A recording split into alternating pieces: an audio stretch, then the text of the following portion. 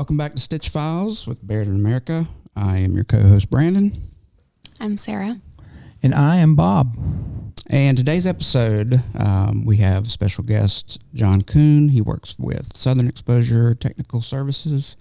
So we're going to dive into some Q&A with him, and we're also going to do a giveaway. Is that correct? Yes. Okay. So we want to do a show recap too for Fort Worth. Oh yeah, let's do that. We got to do that. Oh, yeah.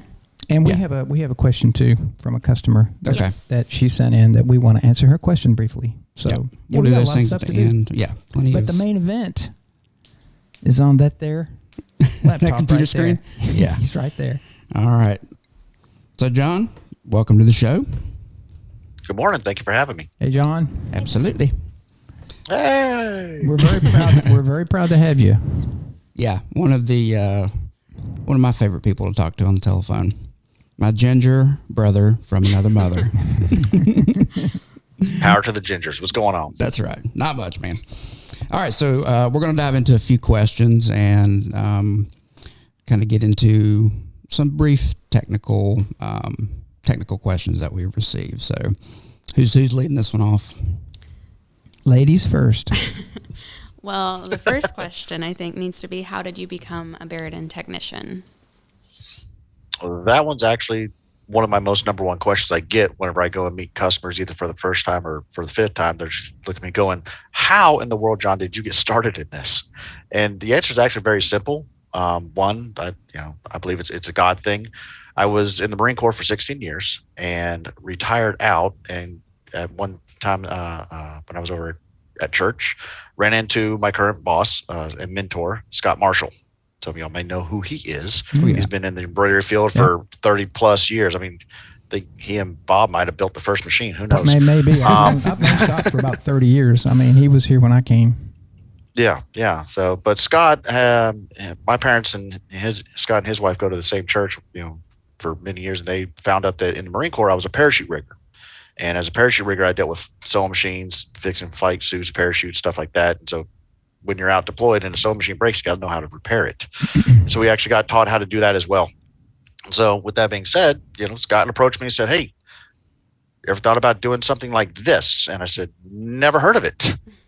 What is it? Because it was actually quite sweet. His wife, Michelle, came over at church during the fellowship all the time. And she was like, hey, you should come look at a machine that I might need you to fix for me. I said, oh, okay, because I can fix a sewing machine. And so I went over to the house, met Scott over there, and he showed me an embroidery machine. And I was like, that is not a sewing machine. But he asked me if I'd like to help out during the holiday season, setting hook timing, things of that nature, the small, easy stuff. I said, sure, not a problem. And after 2 months working with him for November, December, I was hooked. I said, I went in. I went all the way in. And so ever since then, I haven't stopped. I'm absorbing everything from every operator, every owner, every tech I talk to, every bit of it, to how do you hoop? How do you run a machine?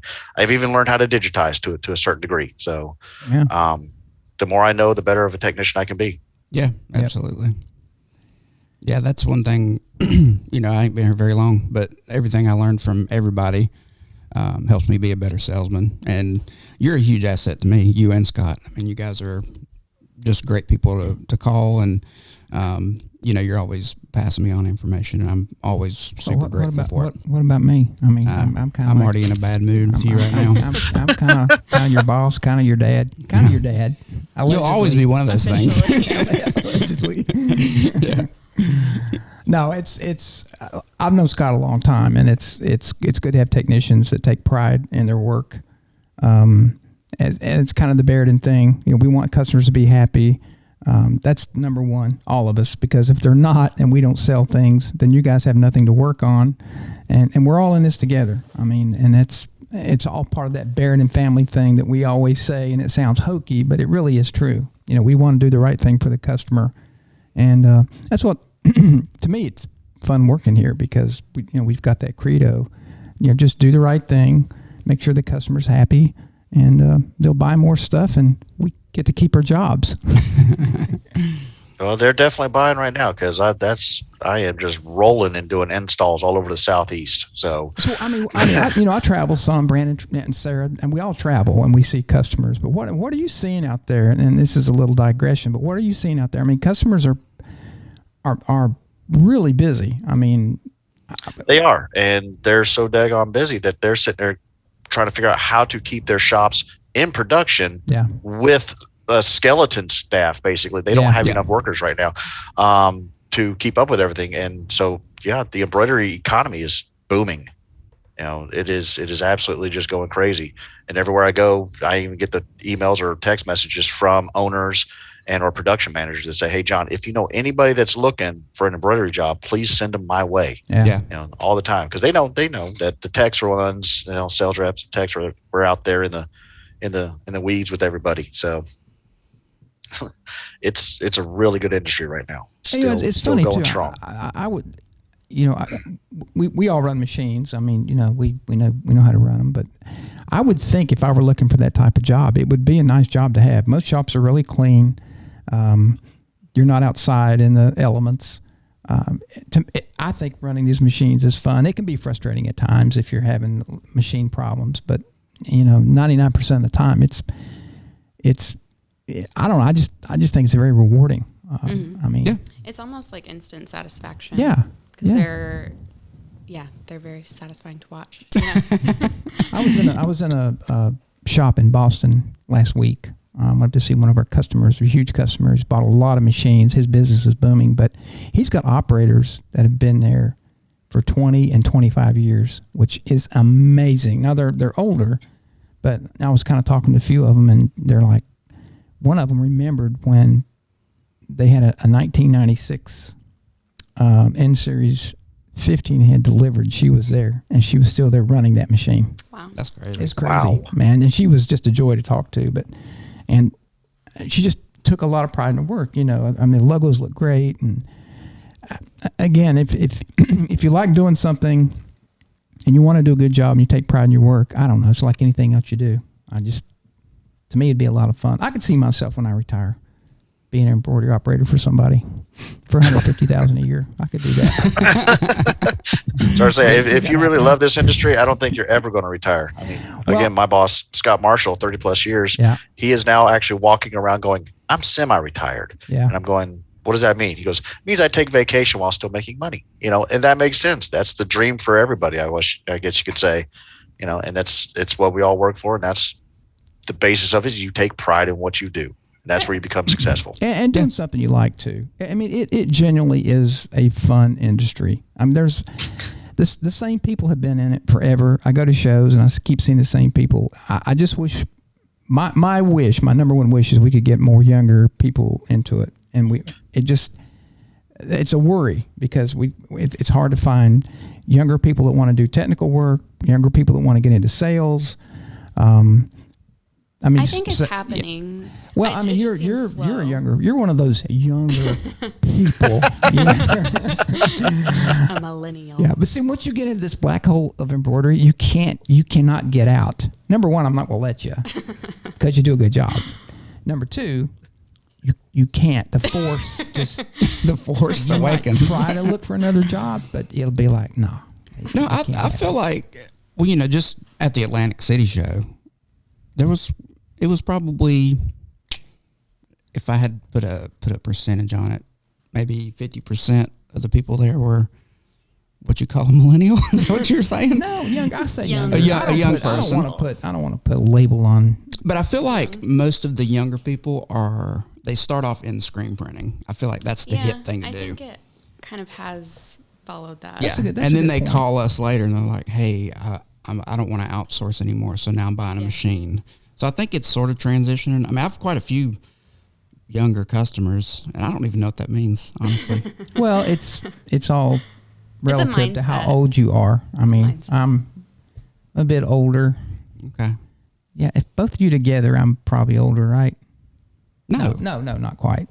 But don't try to do math on here. I screw up every time I do. Yeah, anyway, we're getting off. We're getting off base here, but I just want to interject that. You got another question? Well, didn't you have a question about installs versus? Yeah, John. Just to give our customers, people listening, kind of a brief overview. What goes on? We ship a machine. Here's the way it's supposed to work. The way it's supposed to work. Yeah, it usually does. But we ship a machine. It comes common carrier, whether it's a single head or whether it's a multi-head. They get it off the truck. They uncrate it, have it there ready for you to install it. Hopefully they have it threaded. But go through the steps that you do with the customer, whether it's a new customer or a veteran. So, what do you do? So I'll just go ahead and explain with the new customers. They're usually getting, single heads is how they usually start off, and we're just going to get that. Anybody? With the bill collector, somebody chasing me down, so I'm not. Someone to extend your warranty. Is that what that is? Yeah. So, but no, when we get a machine that's been shipped from Solon to the customer, my team, Scott Marshall, myself, or Jonathan, we're on the phone contacting the customer saying, "Hey, we heard your machine's on the way. Let's get this date set up to get you installed, set up, and trained." So, and through that conversation right there, we're actually going in and my wife's sneaking in here. Hey, honey. Good morning. So, but no, we call the customer and we let them know that we're going to be out there on this date that works best for them. And once we get that set up, we also let them know. We'll send them a couple of emails with pictures on how the machines to be uncrated, make sure the leveling bolts are on. Those are important. That's kind of one of the biggest missteps is they'll have the machine on wheels, not a problem, or the leveling bolts. All right, well, let's raise it back up again. But get all that information, all that pre-work done. And if they can get the machine threaded, we explain that's bonus time because then that's more time we can spend training than we are spending time threading a machine. So especially for new customers, that's vital. But with our experienced ones, that's just a hey, okay, we got the machine, it's coming in on this date. Okay, we'll be there on this date. And when we walk in, 98% of the time, it's sitting there in place, everything on it, and all we have to do is our adjustments and make sure there's nothing wrong with it that came from shipping. Yep. So day one on single heads, depending upon how many there are, again, if there's one or two single heads that we're installing, we'll have those done roughly by the end of the day, to where we might even be able to go through a crash course of how to use the automat. But day two is always for training. Mm-hmm. And then when we have multi-heads, day one is all machine setup and running. We were spending all day on that. So a lot of times customers do want to come in and ask questions, which we don't mind at all. Some of them are hoverers. They do hover, and that's okay too, because they want to know. And I love the enthusiasm. That is what I look forward to, is to see how engaged is this customer going to be. If they're just okay, set it up and I'll be back tomorrow. Okay, that's fine. But if they're wanting to know, okay, what are you doing here? What are you doing here? I love that stuff. The more as a customer, owner, operator, the better you're going to be down the road, especially whenever that tech of whom, when the tech walks in, you hear a sigh of relief in the room. Right. It's crazy how much of a excitement that brings to people. Like, oh, John's here. Yay. We can get stuff fixed, or I can get my questions answered, stuff like that. So, but when that tech leaves after the install and the training's done, that especially for new customers, they get very nervous. Yeah. And of course, that's also, we make it a very, very big point to Barudan tech support line. It's open to them. Give them a call. Again, you more likely have to leave a message. They'll call you back within an hour type deal. Or, if that doesn't work, you can shoot me an email, or, get a hold of your sales rep, get a hold of your technician that installed the machine. We are all available to ensure that this continues to be a enjoyable process for you. So that's the rough and dirty on it. If I need to go into more details on what training's done, I can do that, or stuff like that. So, no, that's that. I think that gives everybody an idea of what to expect. When they get their machine. I know new people, if you've never been around embroidery at all, and you look at these machines with all these knobs on it and all these needles and all this stuff, it can be a little bit intimidating. And I always tell folks, not all that stuff goes at the same time. It's only going to sew one needle at a time.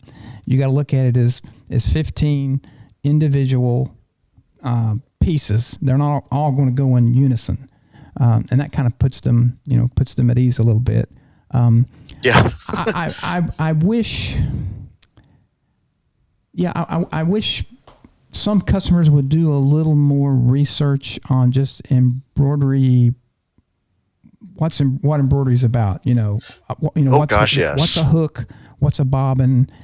The theory behind needles, needle sizes, tensions. There's references out there. They can go to Madeira, which has a lot of stuff about needles and bobbins and things like that. There's stuff online that you can do. Maybe when I retire, I'll write a book about this stuff, because if they would just do a little bit of research, and we probably should do that too. I'm probably hanging myself here. That's something we should do. It's just everybody's so pressed for time these days. Here's one thing I definitely say on that I can definitely that is a great point, that people that are still getting into this, they're still learning new stuff. Even those that have been doing it for 15 years are going, puff foam, how do we do that? Because that is a different animal. The Barudan owners group that I'm a part of, they get that question a lot, and everybody's offering up their own advice of what works good for them. And there's no exact science to it. That's the fun part. There is no exact science to embroidery. There's a basic way of doing it, which your technician should show you. They will be showing you the basic ways during the training. But after that, then there's other ways to do it. Like I learned that you can use the bags from the Richardson, that the caps come in from Richardson. I've seen people use the bags, they'll put them on into a big hoop and use those as the backing for patches. Yeah. Like what? Who came up with that? That is fabulous. Just ingenuity right there. So the more you know. Well, and again, with new people, we try to educate them as much as we possibly can. I mean, when they get into it, they want to do hats and they want to do shirts, and of course that's the bulk of embroidery. That's what's going to be 99% of everything that everybody does. But there's always techniques and things.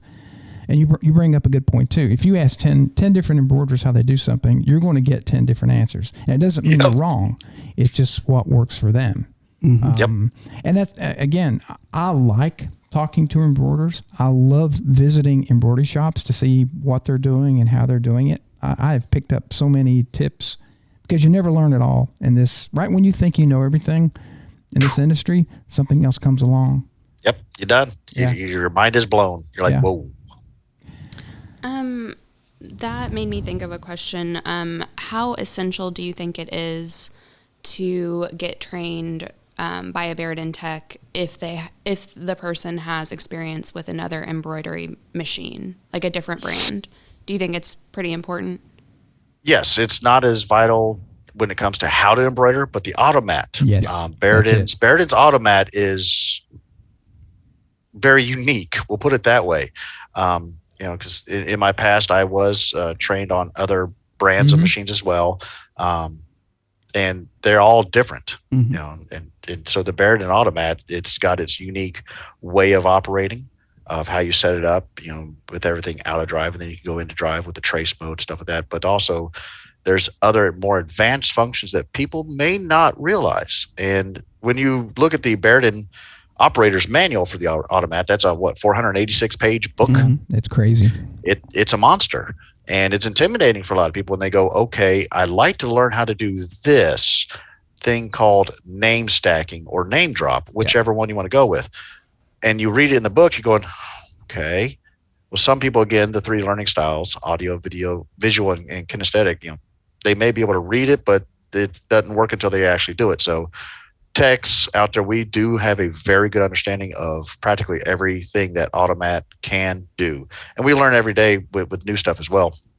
Like with the auto head on and off function that the K series machine can do with name stacks. That was a massive learning curve for me, but when I learned it, amazing.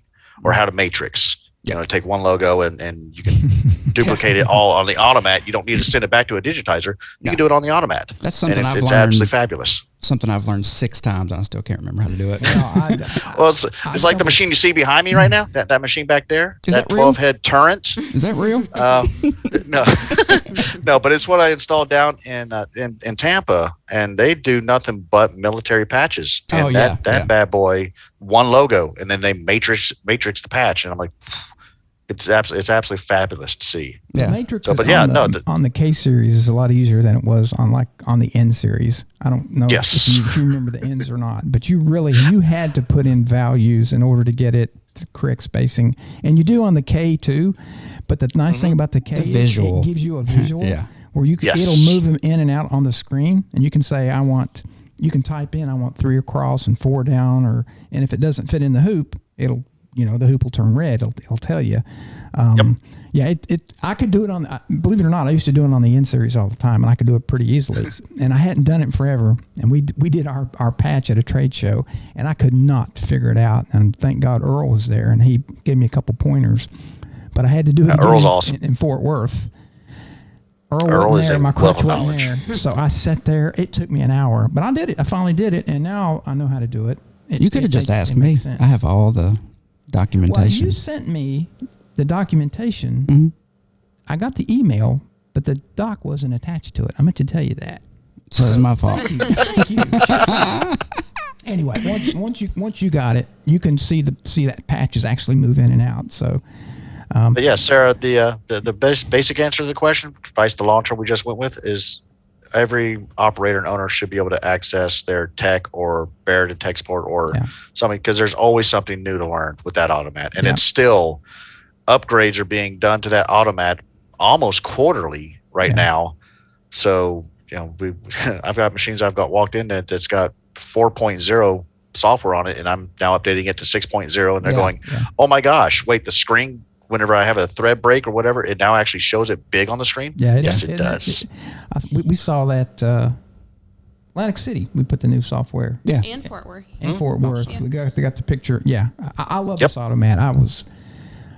This automat's awesome. Yeah, I've been here a long time. When we had the little keyboard on the machines, is how I learned. And we went to the N and the D all through it, and we got to the K with this touch screen.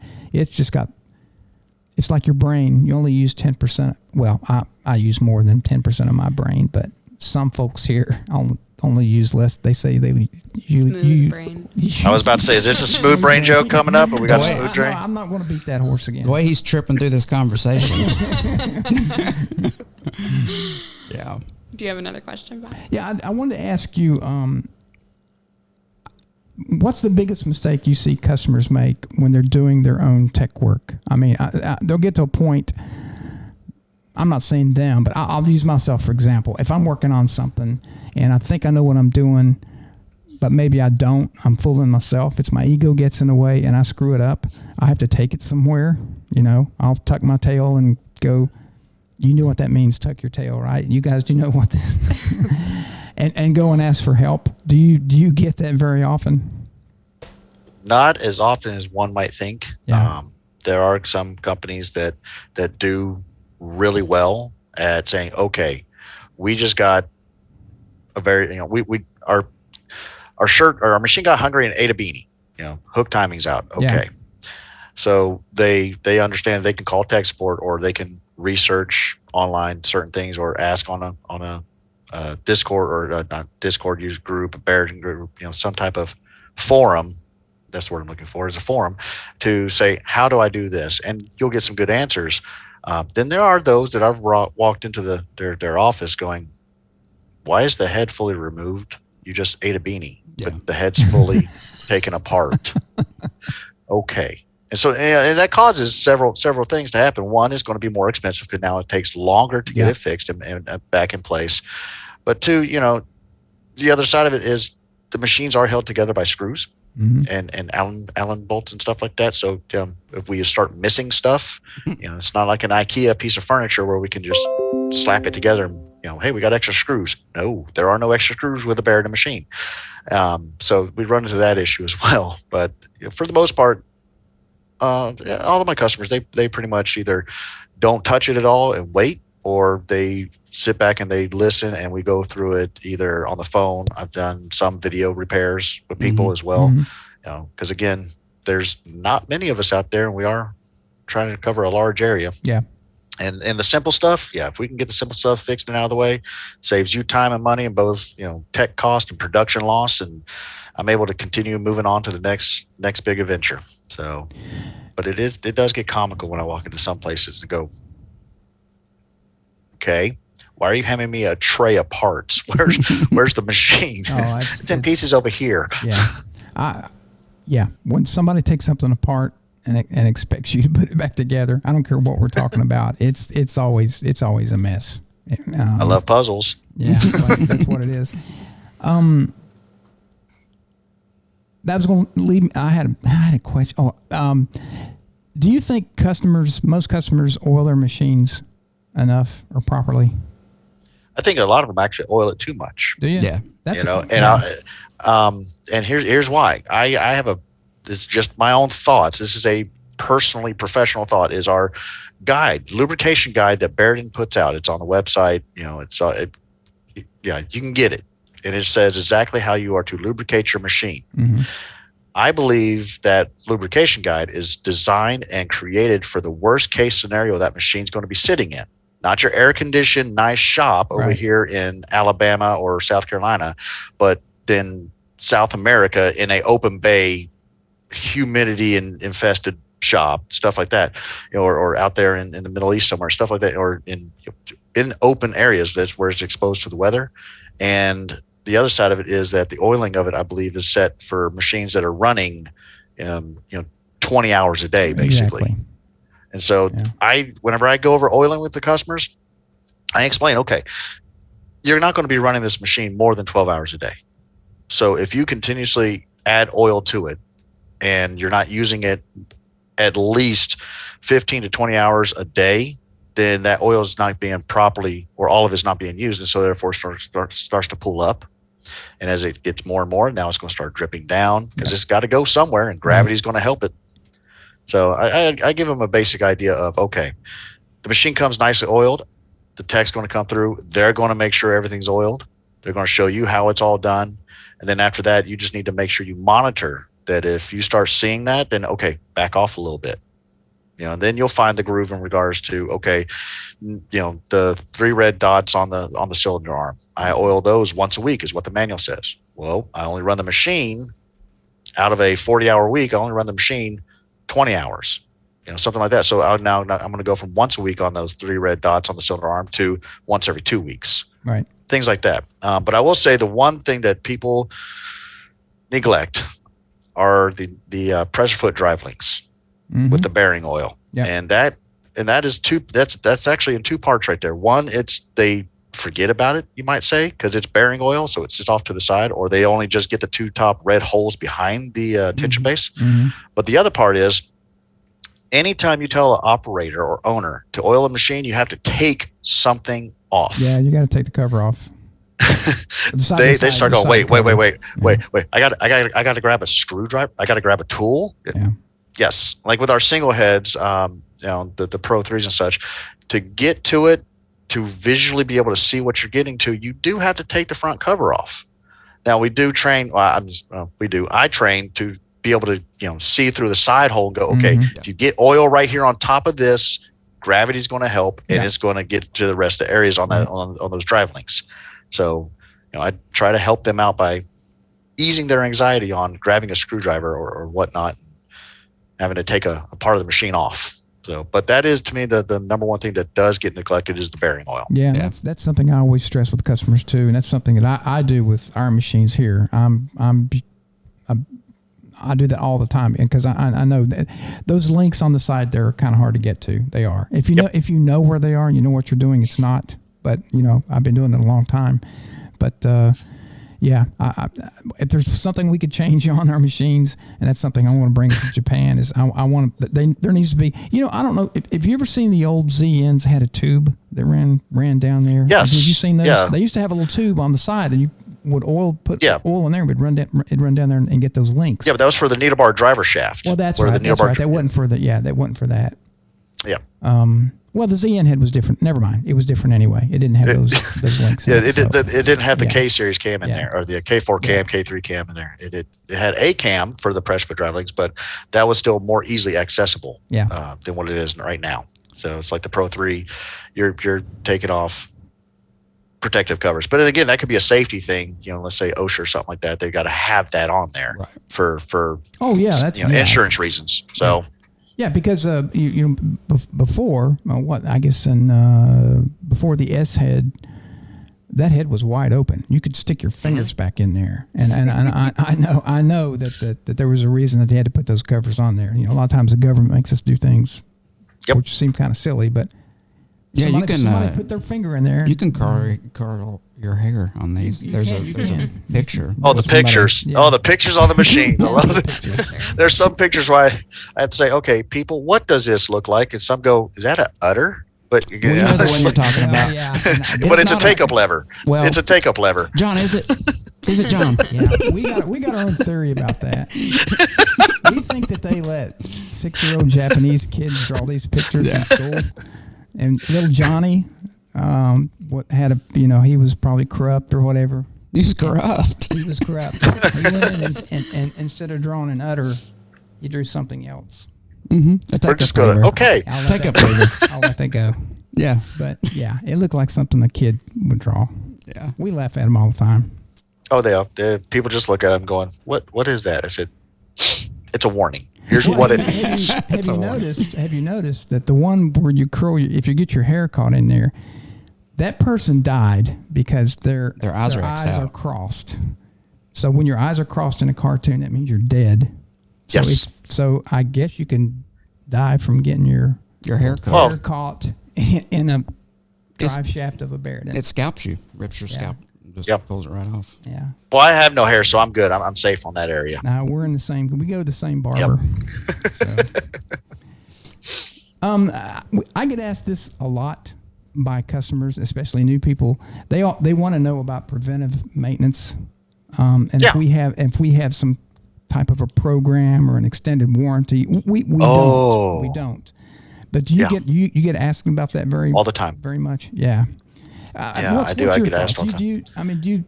Obviously it's money in your pocket, so I don't want to knock it. But what I do tell them, I'm like, no, we don't have one. If you take care of this machine yourself and do it properly, you don't need it.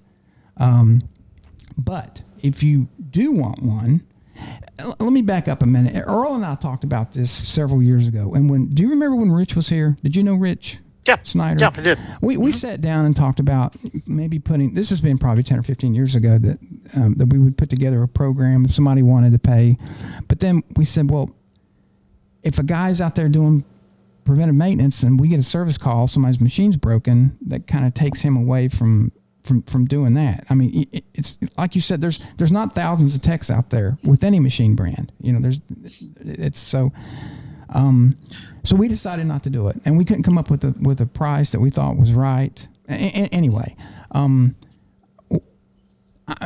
always said, well, if there's an independent tech out there, just contact them and let them put up a schedule for you or a maintenance, a yearly maintenance or whatever. Let them do it because they're out there in the field all the time anyway. But anyway, I just want to get your thoughts on that. Oh yeah, no, yearly services are vital. They really are. If you take care of your car, then that's less breakdowns you're going to have as the miles roll on to it, so to speak. So that same theory comes with embroidery machines. But a car doesn't make you money. Cars do not make you money. But your embroidery machine, that makes you money. That's a source of income. And whenever I explain that to people who have not had a tech on their machines for 5 years, then they're going, well, I keep having thread breaks or I'm skipping stitches, and you haven't had a technician actually come through and do a service on it in that long, you're losing time and money and production and stuff like that. So services, we do not offer, and I don't know of any tech that actually offers a service plan. And the biggest reason is we never know what's going on the next week. Right. We triage all of our service calls. And I believe that I'm speaking for all techs out there, independent techs, that you may have us set to come and service your 2 6-head machines next Monday and Tuesday. But if somebody calls me and says, hey, I got a whole entire machine down, well, then that takes priority over a machine that's currently running, and then we have to adjust our schedules accordingly. So it's like, I know I got a phone call late last night about a gentleman, his machine just turned off, and we got the issue resolved and we know what we need to do. But I moved him into my schedule for next week because he's got a machine down. And I made a call to the lady I was going to go see on that day and say, hey, this is what's going on. And she says, no, I fully understand. And the reason that she says that is she expects the same in return. That if Right. she has a machine go down, then I'm going to do the same for her. So, there is that embroidery community where we know, okay, people just, people got to get, their machines up and running. Mine's running fine right now, so we're good. So, just let me know when you can get back out to us, and that's what we do. So setting up, okay, I'm servicing your machine on September 20th of 2020, and I'll come back out again in September 20th, 2021 and do it. It's not always available, especially again, since we're doing nothing but machine installs right now. We just don't know and can't predict the future. So, service plans just don't make sense in the embroidery machine world. Yeah, I agree. Yeah. Makes logical sense. And the way machines are coming in now is like we get a big wad of machines, and obviously customers have been waiting a long time. They want their machine installed as quickly as possible, and I don't blame them. And we want to get them installed as quickly as possible, but there's a bunch of installs and then there are none, and then you'll go a few more weeks. And it's got to be tough for you guys to schedule anything with the way these machines are coming in. Well, here's a little statistic for you. I just got back from Charleston, South Carolina last night, and I was out there all week installing a machine. And on the lucky part of that, whenever I installed this machine, I also serviced the gentleman's shop at the same time. So I was able to do that while my other coworkers, Scott and Jonathan, were out taking care of everything else. So we were able to do that. And if we can do that, then more power to everybody. Yeah. To be able to install and service other machines at the same time. But yeah, getting back in last night is just I already know that added up to my hotel count, and I'm at 112 nights in a hotel this year. So that's the techs that are out there. All the techs that are out there, they're traveling like crazy. And why do we do it? Because we love it, and we also just want to make sure that the customers that we take care of are up and running at optimal speeds. It's all about people helping people. Good deal. Yeah. Would you rather do a machine install or a machine repair, or does it matter? Well, evidently it does. Let's see. Installs, they are very robotic. Yeah. They are. I mean, you could take a checklist into an install, of which we do. We actually have the Barudan installation checklist that we go by. And it's just a check here, got that. Down the list you go. And you're there at 9 a.m. till 4:30 p.m. unless you have something else going on that needs your attention, or if you run into some weird glitch or something occurred with the machine. And then, okay, you're there till the job is done, basically. But, with installs, they're very robotic. And, the training is actually the more enjoyable part of an install for me. Mm-hmm. Being able to talk with the customers, the operators and the owners, and interact and show them, especially new ones that have come from other machine brands, and they're going, whoa, that's cool. I did not know that. This machine can do this, that, and everything else. So that's the more enjoyable part of an install for me. But as far as the setup and everything, that gets a little mundane. And so then when you have repairs, that's my bread and butter. I absolutely thoroughly enjoy getting, this sounds terrible, getting phone calls and stuff to walk in and go, okay, what happened? I don't know if you ever seen the TV show House, but yeah, that's he's a diagnostician. And as technicians out there, that's technically what we are doing. We're diagnosing machine issues. We can go in and fix it, not a problem, but we have to figure out, okay, once we fixed it, what caused the problem to begin with? Okay, hook timing, that's great. Okay, but what caused it? Was it the door came open while the machine was running? The bed cover door came open? Did it eat the shirt? Did it break a needle? Well, why did it break a needle? What was the cause of it? Was it running on hats, flats, things of that nature? Right. So now, we are diving deeper into the diagnostics of what the issue was, so that we can go, hey, we fixed it, but we didn't fix the underlying issue, and now we're back out again because it broke again. Yeah, and or so, maybe somebody needs education on something they're doing wrong. Like somebody knew they're making the same errors over and over again, and this is what's causing the issue. It's a good time to I educate I people. walk very delicately with that. What'd you do there? Because again, I may know one way to do it, but there's 17 people that know 17 other ways Yeah. of doing it. Yeah. So it's very delicate whenever I go about that. Because again, people say, well, I always run Richardson 112s with a 7511 ballpoint needle. Yeah. Mm-hmm. Yeah. Ballpoint needle. Yeah, okay. But that it could be something as simple as that. My machine keeps breaking needles. And I ran across this on a 15 head machine. Or the company, they were just pumping through these structured hats, but they were breaking needles left and right. And it was actually Scott Marshall. He was actually the one that figured it out. We were out there looking at everything, and he grabbed the case of needles and said, "These are ballpoints." Mystery solved, because we were going, hook time is just fine. Everything looks great. Nothing's wrong here. Why are we breaking needles? And that's what it came down to. Scott figured it out and showed the plant manager, and the plant manager went, "We've always used these." And then education did take place that there are different types of needles, stuff like that. But no, it's being able to back up what you're saying with factual evidence of this is what's going on, this is why. It really does help us as technicians and operators to learn and grow. Because again, even techs, we're always learning. Yeah. Everybody should be, really. Yeah. So, anybody have any more questions? Or? I have two from people that submitted questions on Instagram. One is, how do you properly use the upper and lower tension knobs?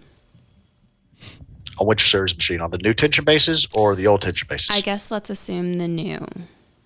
On the new ones, well, we all definitely know that the very top row tension knobs, when you first bring your thread through the black tubes and they come out from the back, I have seen errors where people have taken and wrapped the thread one time around clockwise, that very top tension knob, and you're not supposed to do that. So I can already start with that by saying, if you're having tension issues where it's either too tight or you have thread breaking, check that. But that spring in there, the compression of that spring, it's actually a stiffer spring than the lower tension knob below it.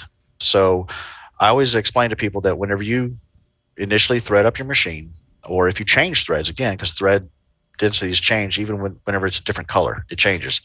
Or even if it's a different lot number, like Madeira has lot numbers. Okay, I can get on a long tangent talking about thread and the science between dyeing thread. But no, I mean, you can buy two brands of white thread from Madeira and Ganold, and they're both going to have different tensions.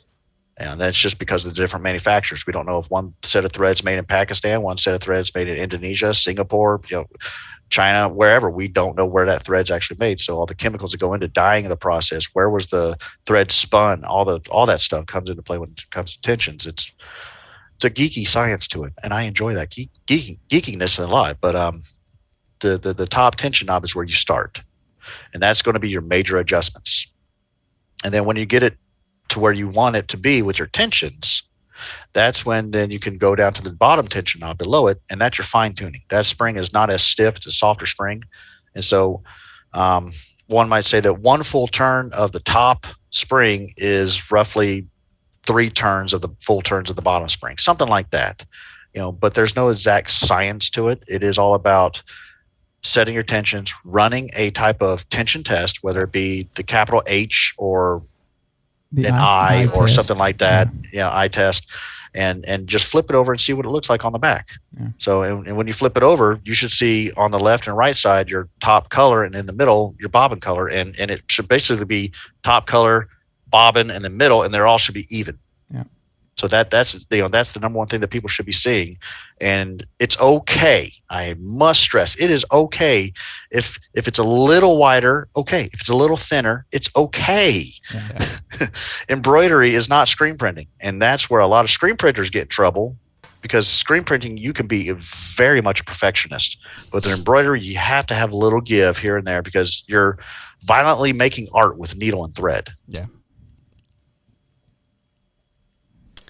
Does that answer the question on the tension knobs? Yeah, that was a good answer. Because if there's something, I can go in a little more detail if you need to, but then we're talking check springs and the position of the check springs and stuff like that. But yeah, I think that's a good place to leave it. How can you minimize looping? Tensions. We'll go back to that again. But top tensions is what's going to make the thread tighter on top, so to speak. And I definitely always want to make sure your bobbin is set at a certain tension as well. Some people use the drop test, others use the TOA tension gauge for bobbins. But as definitely, if you got your bobbin set at a right tension, then all the needles use that one source of bobbin. So then if you have looping on one needle, but all the others are good, then it's definitely a top tension issue. So there is one other area of it, and that's hook timing. Because as we know, the stroke of the needle, as it goes upward, needle comes down, and as it starts to travel upward, that's when the rotary hook comes to grab the thread that's coming out the eye of the needle. And if that has a little bit too much gap, or if that's maybe a little late, or as in your hook timing, your needle depth is a little too high, you could get a little bit of a skip stitch, or it could be snapping at the thread and yanking it as it's being grabbed and made into the stitch. So that could cause it as well. But the easiest way to go about it is just check and see if it's your top tension. Yeah, and by the way, that's also where you want to use the bottom knob, not the big top one. No, the small adjustment one. Don't crank down the top one, or else you might start seeing bobbins showing up on top. Yeah. And so definitely tensions are where you would want to start with. And if it's, again, happening on 1 or 2 needles or even 5 needles, but all the others are just fine, then it's more likely a tension thing. Yeah, I was always taught to follow the thread path coming through the tube, follow it all the way down. You'd be surprised how many times, not on the newer machines, the older ones, they used to jump off that wheel and get stuck behind the on the shaft behind the wheel. You talk about the big wheel with the felt and the check spring? Yeah. Mm-hmm. I've had that complaint. That the new ones don't do it as much. It seems like there's a deeper groove in the wheel now than what there was on the other ones. But I was always taught, pull on the thread, make sure it's not hung up on anything, or make sure it's going around the wheels properly. Just like you said, I've seen people wrap around that top a couple times. You see everything, but most of the time, it's something really simple.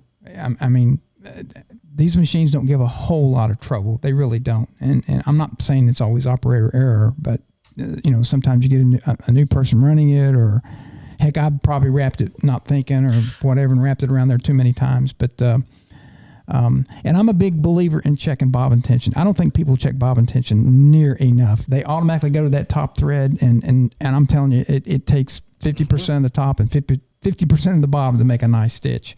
And I at every show I go to, or anytime I'm talking to people, I always stress to them, check that bobbin tension. Which brings me to a question. Are you a fan of the magnetic bobbins? Yes, I am. I won't say a specific brand because there are several out there, but no, I absolutely adore them. They are so cute and simple and easy. You think they're foolproof? I don't think anything's foolproof. No. I will say that nothing out there is totally foolproof. And so we always have to be aware of that, because the one error I have been spoken to about with the magnetic bobbins is that whenever the bobbin would get so low that where, you've got maybe, 50 to 100 stitches left, then you'll start getting false bobbin breaks. Right. And you're still attached. Everything's still good, but, operators will just do a trim, take out the basically worn out and gone bobbin, and put a new one into the bobbin case and slap it off in there, and off and running, they're going again. But that's really the only hiccup I've seen with the magnetic bobbins, is you'll occasionally have that issue where you'll get false thread breaks whenever it's just about to run out. So, and the other thing with looping, one other thing about it also you might want to be is you're not using the right backing or enough backing on your garment. That is another possibility, because again, all that backing does is stabilizing your stitch. It's giving the needle and thread a foundation to make a stitch on. And so if you're not using it correctly, then you could be getting looping. So that's something else you might want to check. And it might not be a tension issue, it might not be a rotor hook timing issue. It may just be your backing itself, the selection of backing you're using. Yeah, it depends on what you're sewing on too. I know terry cloth sometimes will cause looping. If you're doing some of those like nylon webbing, some of those thicker items, it kind of when it comes out of the fabric, it kind of drags a little bit, and that to me that kind of throws the timing off just a tiny bit, or not the timing, but the needle depth just a little bit, and that'll start making a loop. But you can always tighten it up with those tensions. Anytime I'm doing like those dog collars or anything, I'll crank the tension down just a little bit, because I know it's going to loop a little bit for those first few stitches. So Yes. a lot of times, people, I always ask them, well, what are you sewing on? If you're sewing on something out of the ordinary, shirts and hats are pretty easy to fix. I mean, they don't loop much on that. When you start sewing on, I don't want to say weird, but out of the ordinary fabrics, leather and other things, you have to pay a little more attention to your tensions. Oh yeah. That sounds pretty good, Yeah. isn't it? Attention to your tensions. Yeah. That's why test sewing is key. Always test sew it before you actually put your full run on there. Yeah. I've made that mistake before. I like hats. So, and if I can test sew with hats, I'm gonna test sew with hats all day long, because that's also where embroidery machine, I think, is running at its peak. If it can do a great stitch on a hat, It can do anything. Yeah. So I've ruined a whole set of runs of hats, by not test sewing one first. Overconfidence. What can you say? So, but yeah. All right. You got any more? Okay. Anything that you want to go over, John? Anything?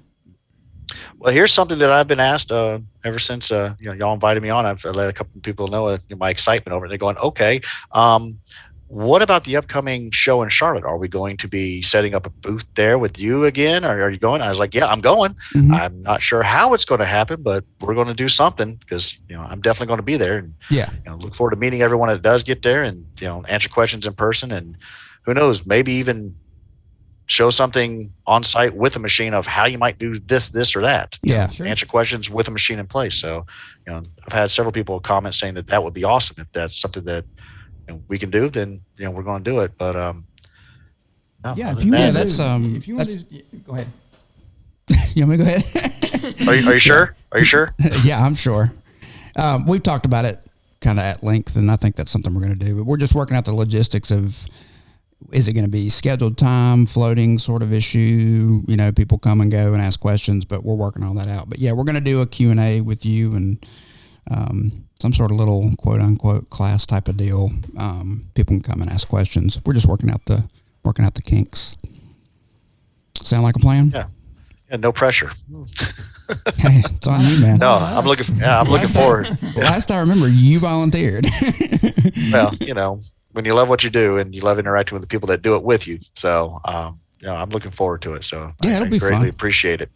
Greatly appreciate being on here. And thank you so very much for letting me sit and talk to you for the past 40 minutes, something like that. Yeah. 52 minutes, man. That's pretty good. Hey, before we let you go, I want our, I don't want to say fans, but the listeners.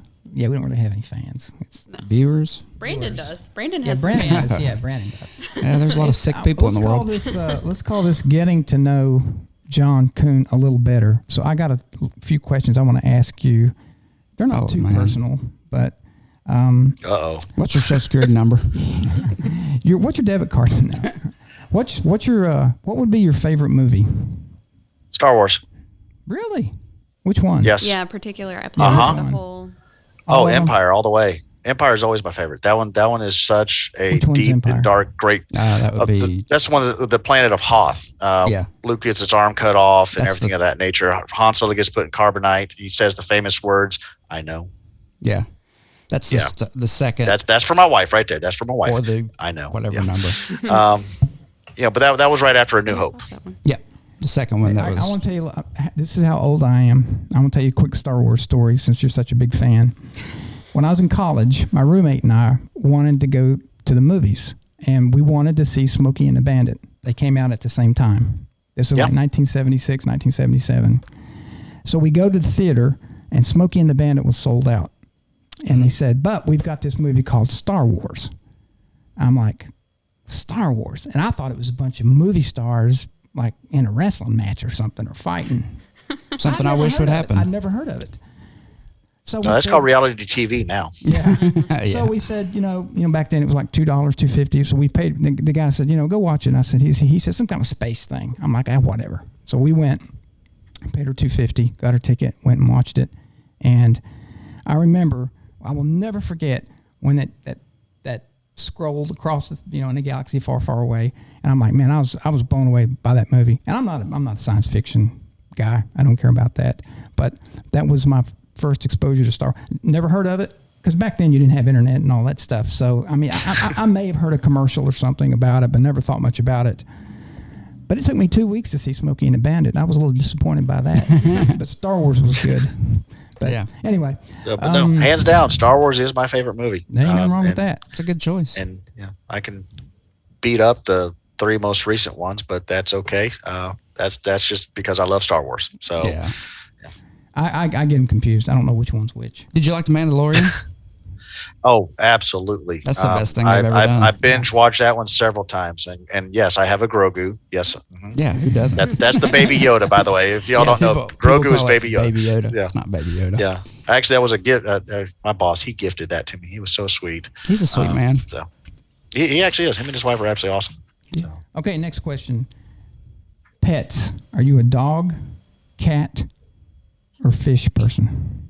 Dog, cat, or fish person? Well, let's see. I feel like this is a psychological evaluation. I'm taking notes. Again, when my wife walked in when you asked that question, she's now going, which one, honey? Because we're a lover of all of our animals, and we don't have any fish. So I have a 12-year-old Bella. She is a German Shepherd mix. And then I've got a 7-year-old Maxwell Cletus. That is my English Labrador. And then I've got 2 cats that are, oh gosh, their ages are annoying. She just told me 5 and 6. But that's, Isabel and MJ, but they're awesome. Absolutely adore those 2 cats. They let me know all the time when they need to be fed.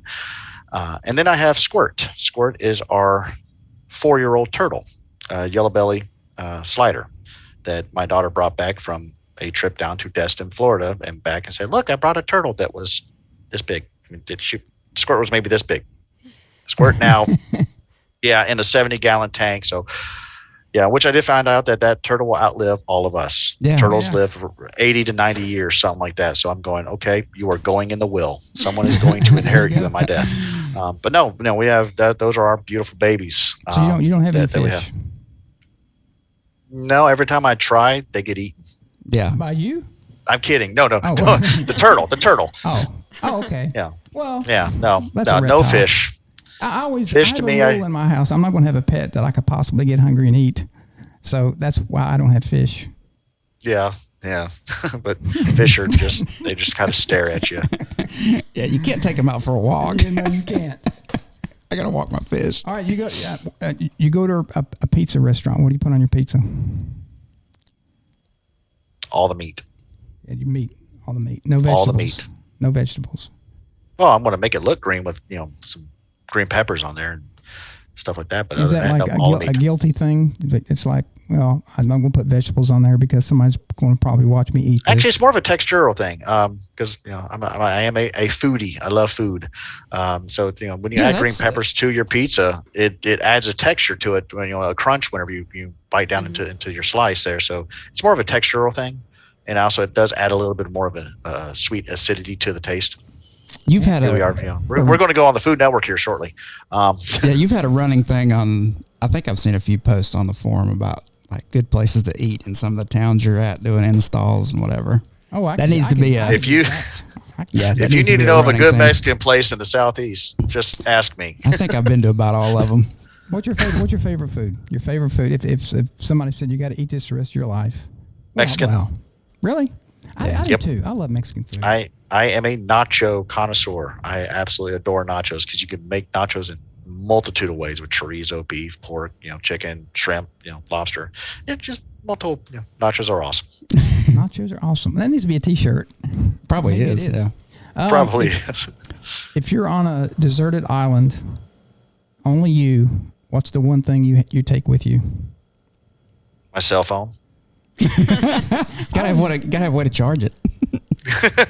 I always said I would take a boat. Yeah, that's a good. Yeah. Oh, good gosh! So dessert island. What would I take with me? You're supposed to say your wife. No, he has to be by himself. Oh, okay. No, that's the key thing. I was going to say that, but it's one of those, because she is a beach person. So, but she loved it then. Oh yeah! Oh gosh, yes. That is a very favorite. You stumped him. Yeah, I got him. I knew. Because deserted island. I mean, is there a palm tree there? I mean, because I'm all thinking about like the island like Gilligan and the crew were on. That's maybe an island like that. A few coconuts. Maybe a pineapple Ginger? or two. Is Ginger going to be there? Only you. And remember, your wife's in the background. You better be careful. Oh, she knows. She knows all about the Gilligan Island. But no, definitely some type of shelter. That would be my number one thing. Would be some place where a shelter. That's the Marine Corps brain coming out in me, because I can get everything else. I can be able to find a way to make water through grabbing it from the ocean and let it dehydrate itself to where stuff like that. Marine Corps survivability. That's what I'm going to my brain here. All right, good answer. Last one. Who would you play? Who would play you in a movie?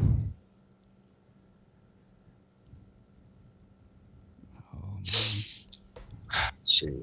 I think he's going to say me. No, that was actually a pretty tough one. I guess I'd have to say the kid from The Christmas Story. Ralphie? Yeah. Yep, Ralphie. All right. Yeah, that was one that I was always compared to. A lot of people have gone, "You look a lot like Ralphie." And actually, one of my old staff sergeants, he'd always look at me, go, when we were doing like rifle range practice or something like that, he'd go, "Hey, don't shoot your eye out now." Oh, okay, gotcha, Staff Sergeant. Thank you, sir. Yeah. Because for some reason that people have compared me to looking like the character from A Christmas Story. Oh, well, Christmas Story. I was thinking Home Alone. I don't know why. That's not the same. No, movie. that's Macaulay Culkin. I look That's nothing like Macaulay Culkin. Like, well, he doesn't look like that dude. Is Ralphie still alive? The guy that plays Ralphie? Yeah. He actually is. He is a well written author right now. He writes cool. some pretty good books, so stuff like that. But yeah, I mean, I've never actually thought about who would play me in a movie. Brad Pitt? No. Him. Yeah, I couldn't answer any of those questions. I think maybe we should at some point. Those are good questions. Maybe get to know Brandon. Maybe nobody wants that in their life. Hey, look, we really appreciate your time. You've been so generous with it, and hey, we'll get you on here again sometime. Yeah, and, this needs to be a recurring thing. As long as you have the time, you're the busy one. No worries, man. We just sit around drinking coffee is all we do. So. No, y'all do a lot more. So I thank y'all for everything y'all do. Y'all keep us going out here in the field. Definitely know that. But no, maybe we can do something. Do something live again at the Charlotte show. Who knows? Yeah, maybe we could. Yeah, that's something we need to talk about doing. But we made podcast. We could podcast there at some point. But we're going to do that Q&A. We just got to figure out how we're going to. Yeah, we get worked out. But we definitely want to do something with you at the show. And of course, you're welcome. Have access to a machine or whatever you need on the booth. Easy enough. So I'm looking forward to it. All right, buddy. Good deal, man. Maybe we'll go get some Mexican food. There's plenty of it around there. Yeah. Right. Absolutely. All right, buddy. Well, we'll let you go, and I'm sure I'll be talking to you soon. Enjoy your Friday and your weekend, and we'll see you soon, okay? Take care of that turtle. Yep. Yeah. Always do. All right, y'all have a good morning. All right, see you, take buddy. care. Bye. Well, that was a lot of fun. Oh, yeah. How are we on the camera? We good? Yeah, we're good. How are we on time? We good? Hour 2. Mm-hmm. Okay. Briefly, you want to talk about let's go over Alicia's email, or do you want to do the... Yeah, let's talk about this email real quick. Since we're on the technical part of it, we got an email from Alicia Trotsky, who is Alicia, who's a Barudan owner, and she sent us. Alicia. I'm sorry, I butchered your name. That's the hillbilly in me. She knows what a smooth brain is, so I feel vindicated. Oh, cool. So, she sent us a nice note. Thanks for starting a podcast. I purchased a Pro 3 machine this year to expand our screen printing business. She said, it's just my husband and I, so listening to a podcast makes me feel I have a couple more coworkers, and you do. Just don't ask me to thread a needle for you because I have a hard time seeing it.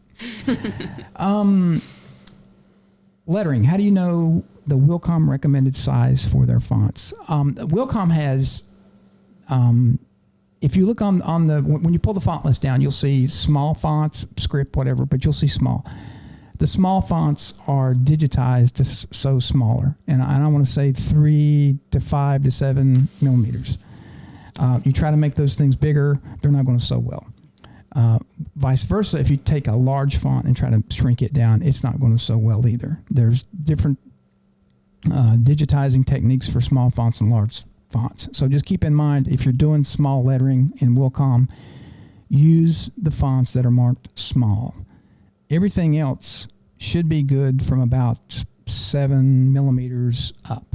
And if somebody can correct me on that, it's when I'm doing fonts and I'm looking at my letter height in Wilcom and I'm using keyboard fonts. I tend to know what fonts sew well.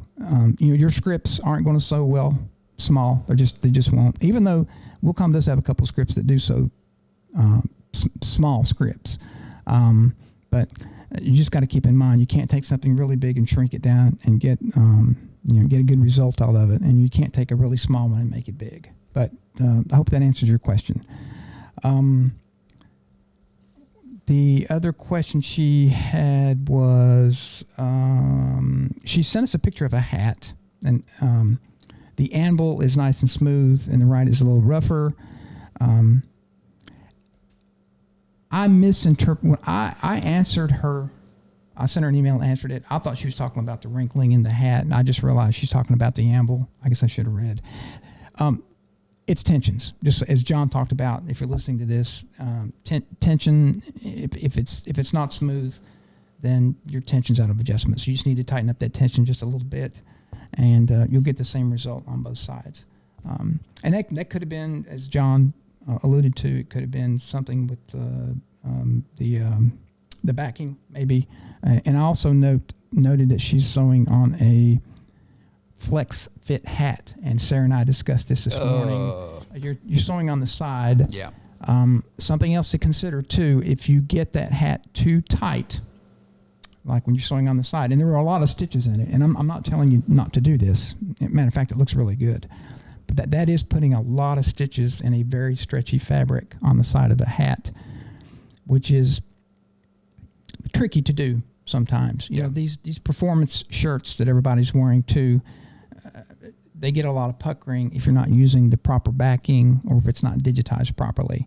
But for your anvil, to answer your question, check your tension. That's really what the issue was. And again, when you're framing these flex fit hats that are really stretchy, don't over tighten them. You just want to get them tight enough to where they're smooth on the side. Yeah, because they're gonna try to go back to their original right, and they're going to try to elasticity and pucker up. Yeah, I mean, the picture she sent. I mean, the machine sewed beautifully. I mean, she did a really good job on them. That is a lot of stitches on the side of a flex fit, though, and that does pose a little bit of a problem. It can't be overcome. It can be overcome. It can be fixed. But those are just some of the things to look out for. And if you have any more questions, regarding this, let us know, and we'll be happy to help you. But we need a viewer mail theme song. What? A viewer mail theme song. Yeah, we do. We also need one for the giveaway. Pew, pew, pew, pew. Oh, I can add something in post, I'm Can sure. you? Okay. Yeah. You want laser beams? Yeah. Okay. We'll do the Star Wars laser beam for the... we doing the giveaway now? Yeah. Yeah, we'll go ahead and do that. We want to do a recap of Fort Worth, too. We'll do that afterwards? Yeah. Okay. Okay. So... Yeah, so we're going to screen record that. Okay, so the way we've done this is we've put everybody's name with a number beside of it, and we're using a spreadsheet. Mm-hmm. Spreadsheet and a random number generator to make this as fair as possible. Yes, and I think I'm going to press generate until you guys tell me to stop. Okay. Because I'm not. Listen to him. Okay, I'm Brandon. not going to say anything. Why? You hold the key. I hold the key to my house and truck. to whoever Let's this do one rock, is. paper, scissors. So when gets I to do? win, I say stop. Yeah. Okay. Let's do that. Let's make it fun. You want to do that? Yeah. He and I will do rock, paper, scissors. So it's rock, paper, scissors, shoot. Yeah. Okay. Fair enough. To decide who gets to say No, stop. whenever I win, then I will tell you to stop. Okay. Does that make sense? We know what we're doing. Okay, You don't worry I don't about know it. what. Just listen to him to you say just- stop. Yeah. Okay, and I'm just going to recap here that this survey goes out to people that have bought machines. We started in October of last year, so if you've bought a machine recently, you will probably get one of these surveys if your email address is still valid, and it's the one we have on file.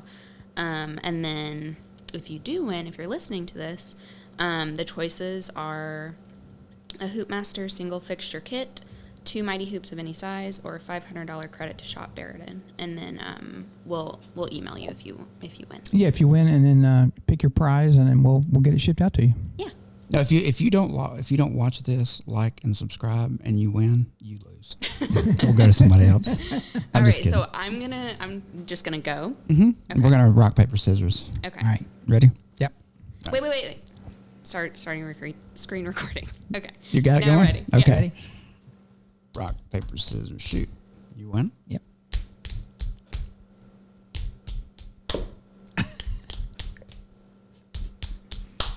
All right. Stop. Okay. 37. Let's see who lucky number 37. That was kind of dumb, wasn't it? No, there's no It way was fun. we could not have cheated. Yeah. All right, so it's Coach's Choice is the business name. Coach's choice. All right. Yes. Yay, Coach's Yay. choice. Pew, pew, pew, pew. Pew, pew, pew, pew, pew, pew, pew, pew. All right, so we will Cool. contact you. Yeah, and we'll All right, do. congratulations. Yeah. We're gonna do more of these. Is that the deal? Every quarter. Okay. Every quarter, Yeah. we're doing it. Right on. So, when you get that in your email, please participate. You could win a nice prize. It is a short survey. It's not very Yeah. complicated. We Yeah, just I want to know know people- how we're doing, and we don't care we do care how you answer, and we want to do a good job. We don't care. You don't like us, so what? Marketing crayon. But be honest with us. Is it a Survey Monkey survey? No, it's a forms. Okay. Yeah. She did it. I did it. We did it. We did I it. trust her. She does a good job. So No, it's good. Okay. It's anonymous, right? no. No. So I was like, if I get one, I'd But like we to say don't- some we don't things. And you can't win. You're not eligible. No, I know. I can't Even win if you were to anyway. buy a machine, you could not do the survey. We have to work for what we get. That's Yes. what we Yeah. decided with the whole gambling That's- thing yeah. in Atlantic City. We Me- don't win things. Me and Bellissimo decided that anything we get in life, we have to earn it. Nothing will be, I'll never win the lottery There's nothing wrong with that. no. Do you know the lottery's up to 500 and I couldn't care 20,000? less. I never Yeah, play it it. doesn't apply to my No, life. I'm never going to win it. So. The only time I'm ever near a lottery purchasing place is to buy a soda. Yeah. All right. All right, Fort Worth recap. Pew, pew, pew, pew. Well, this one should be like, howdy, partner, or something like that. Yeah. Hey, Pilgrim. All right. I wasn't there, so I'm out. Yeah, you just might as well be quiet. Yeah. You could ask us how it was. How was it? It was really good. I did have Don't ask I did have You had a customer there. yeah. Yeah. Shout out George. Hey, George. Yeah. I'll see you next week, brother. Very nice guy. Yeah. Yeah. Again, it was small, like Atlantic City.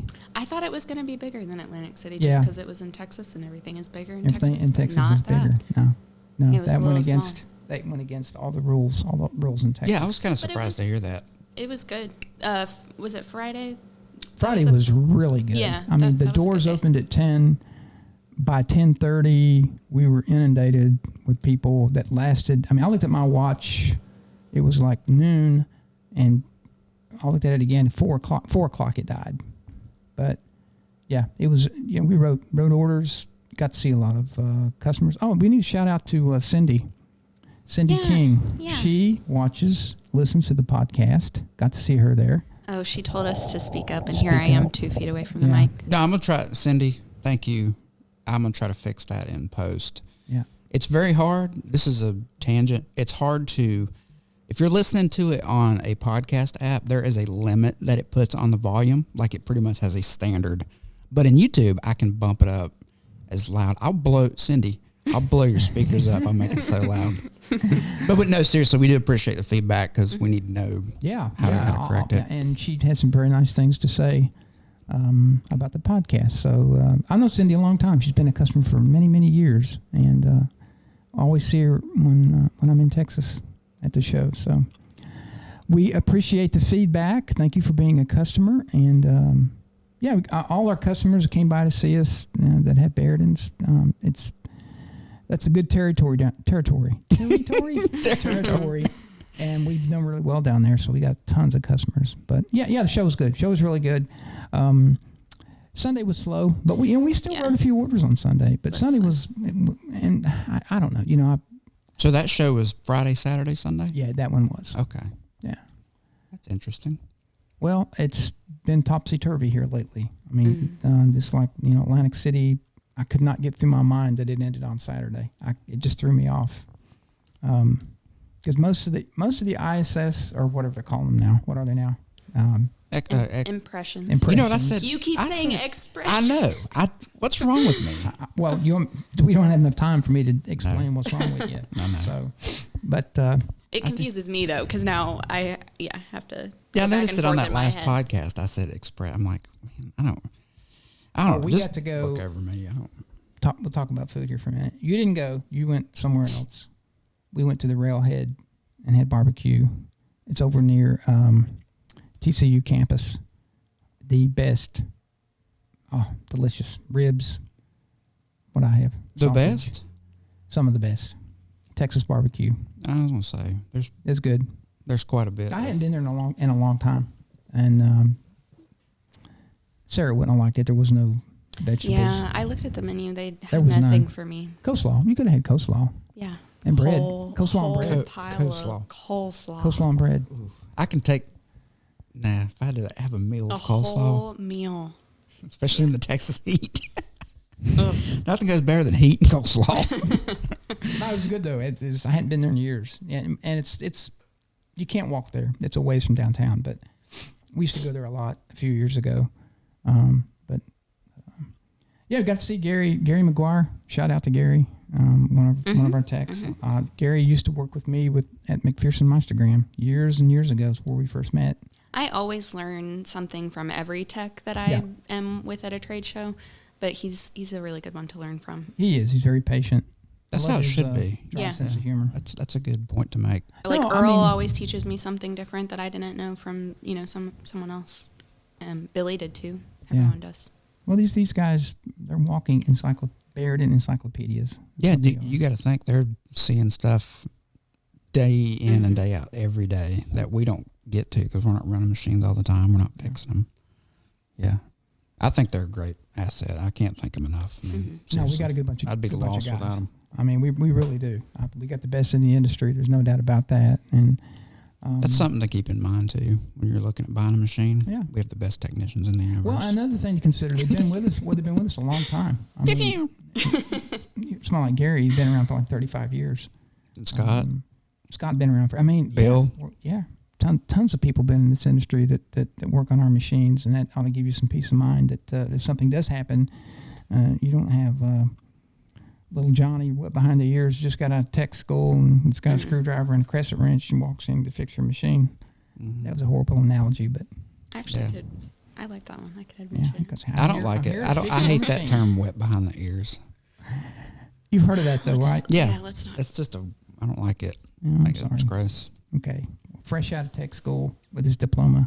Yeah. in one hand and a screwdriver in the other. How's Well, that? I have people, this is a big question. Big question. You got my Big disease. old question. Have some People ask about support. I mean, that's one of the biggest questions that people ask. And I mean, hopefully today's episode will give you an idea that, we have very good resources. Agreed. How about Texas? What else? I got a tattoo. I always get a tattoo. Yeah, she at got like every show. a frog. It's a little cowboy frog with cowboy boots and a 6-shooter. It is cute. It's so cute. Yeah. It is. It is. Pretty, It's cool. It Yeah. is pretty That was cool. at Panther City Tattoo. Shout out to them. Shout out Panther City. Shout out. Shout out Big Texas Steakhouse. Shout out Franklin's Barbecue. Shout out to Starbucks because I had a coffee there every morning. Yeah. So Oh, you know what? Arnaldo on the Barudan forum said that pig in a poke term. He said pig in something. Yeah. He had heard something like that. Yeah, I can't. I mean- I have to look it up. We're going to but mess it up. Yeah. Yeah. But it was the same meaning as bag or something. Or, a poke is a bag. They Yeah, we had got it. another word for it. I can't remember. Yeah. Was it pot? It could have been. A pig basket. in a pot. I don't know. Anyway, he had heard it. He had heard of it. So Okay, well, there you go. So all right. the old guy's not so nutty after all. I don't think it was it. Yeah, I don't think we thought you were nutty. So do we have our next podcast? We have any idea what we're going to do? We have no idea what we're going to do. I Our don't next think we ever podcast, know do we? what we're We never gonna know. We don't know. Yeah. Let us know what you want to hear, Yeah, guys. yeah, Email please us. do. I mean, we've got a list of things. We'll just have to talk about it. So Yeah. this will come out. Just You wanna stop. do that? Just stop. This No. will come out next Here, week. When yeah. you see it. Actually, this one will be next week. Yeah, it will be next week. Wednesday. Which leaves me with We're a. behind. We're behind, Yeah. kind of. Sorry. I've got a pickle You because are I'm in a not going to pickle. be here next week. I got to figure out how to get this done before I leave. Hey, there's Saturday and Sunday. You got 2 days to get it done. Well, somebody's trying to be in the woods, so I don't know about that. All right. Thanks for checking us out. Please like, comment, subscribe. Leave a 5-star review if it is worth a 5 stars. Don't leave a 1-star review. No, if you do leave a rating on iTunes, that does help as well. So anyway, we appreciate you guys and catch you on the next one. Everybody have a good day, and please don't poke your pig.